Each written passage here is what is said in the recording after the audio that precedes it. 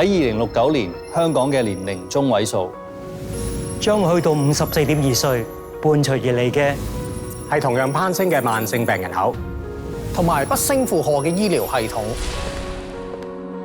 為咗應對呢一個挑戰，防患於未然，一個由跨專科醫生組成嘅唐心腎抗感染聯盟，希望提高公眾嘅健康意識，並建議成人接種預防疫苗，包括帶狀疱疹病毒，俗稱生蛇。喺香港，平均每3個人之中就有1個人曾經生蛇，都好普遍喎。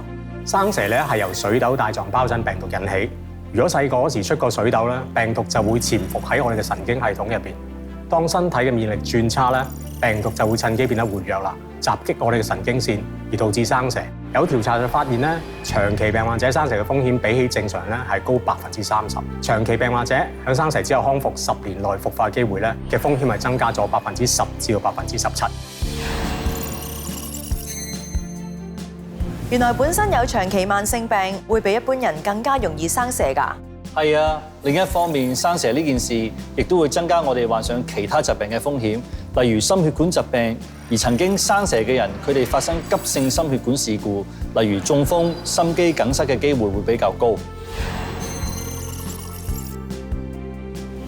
生蛇仲有可能加劇長期病患者本身嘅病情，同樣要提高警覺嘅，仲有佢哋。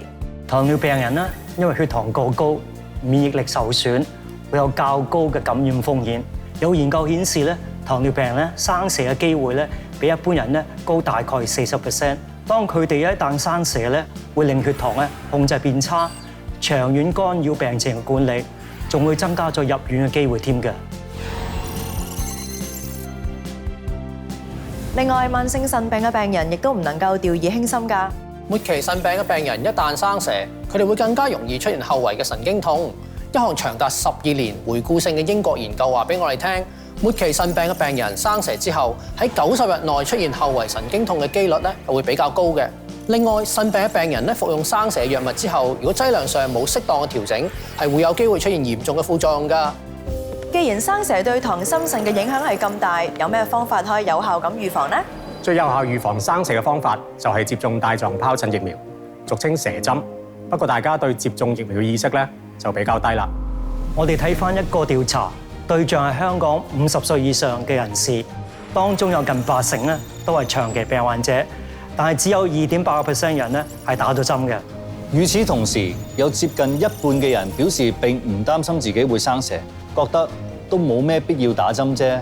情況都令人好擔憂㗎。所以我哋希望大家可以多啲認識生蛇，主動啲去預防感染，盡早接種帶狀疱疹疫苗。唐心腎抗感染，接種疫苗，守護健康。